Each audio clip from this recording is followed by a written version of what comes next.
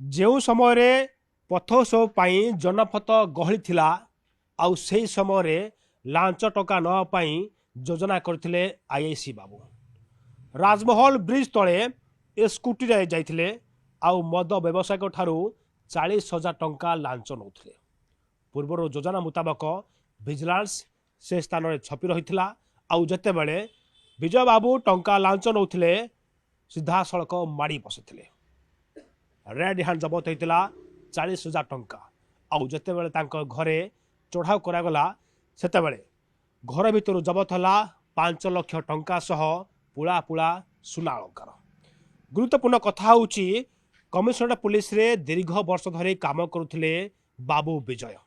କେବଳ କଟକ ସିଆର୍ଆଇ ଥାନା ନୁହଁ, ପୂର୍ବରୁ ଇନ୍ଫୋ ଭ୍ୟାଲି ଥାନା, ତା ପୂର୍ବରୁ ନୟାପଲ୍ଲୀ ଥାନାରେ ଏସ୍ଆଇ, ଶହୀଦନଗର ଥାନାରେ ଏସ୍ଆଇ ଭାଇ ମଧ୍ୟ ଦାୟିତ୍ୱ ନିଭାଇଥିଲେ ବିଜୟ କୁମାର ବାରିକ। ପୂର୍ବରୁ ଏକାଧିକ ମାମଲାର ସେ ଆୟ ଥିଲେ। ଗୁରୁତ୍ୱପୂର୍ଣ୍ଣ କଥା ହେଉଛି ଏବେ ଯେତେବେଳେ ଲାଞ୍ଚ ଟଙ୍କା ନେଉଥିବା ସମୟରେ ବାବୁ ବିଜୟଙ୍କୁ ମାଡ଼ି ବସିଛି ଭିଜିଲାନ୍ସର ଟିମ୍, ସେତେବେଳେ ତାଙ୍କର ପୁରୁଣା କ୍ରାଇମ୍ ରେକର୍ଡ ମଧ୍ୟ ଭିଜିଲାନ୍ସ ଏବେ ଖୋଳତାଡ଼ କରୁଛି। ଆମେ ଗୋଟିଏ ଭିଜୁଆଲ ଦେଖିବା।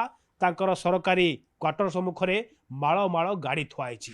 ଗୋଟିଏ କ୍ରେଟା କାର୍ ରହିଛି, ତା ସହିତ ବୁଲେଟ୍ ରହିଛି, ଦୁଇଟି ସ୍କୁଟି ମଧ୍ୟ ରହିଛି।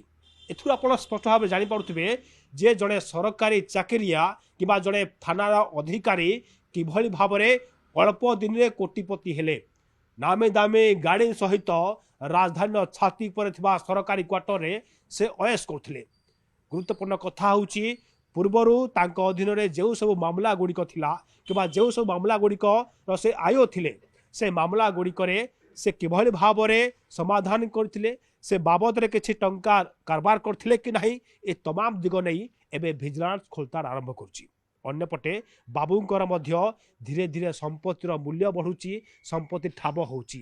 ତେଣୁ କେବେଠାରୁ ସେ ଏଭଳି ଭାବରେ ବେଆଇନ ଭାବରେ କଳା ଟଙ୍କା ରୋଜଗାର କରୁଥିଲେ, ତା ସହିତ ନିଜ ପରିବାରର ଇନକମ୍ ସୋର୍ସ ଆଉ କ'ଣ ଥିଲା, ଚାକିରି ଟଙ୍କା ବ୍ୟତୀତ ଆଉ ଇନକମ୍ ସୋର୍ସ କ'ଣ ଥିଲା, ଏବଂ ଏ ଯେଉଁ ସମ୍ପତ୍ତି ସେ ତିଆରି କରିଥିଲେ କିମ୍ବା ଏ ଯେଉଁ ସମ୍ପତ୍ତି ଠୁଳ କରିଥିଲେ, ଏ ସମ୍ପତ୍ତିର ଉତ୍ସ କ'ଣ ଥିଲା, ଏ ତମାମ ଦିଗ ନେଇ ଭିଜିଲାନ୍ସ ଏବେ ଖୋଳତାଡ଼ କରୁଛି।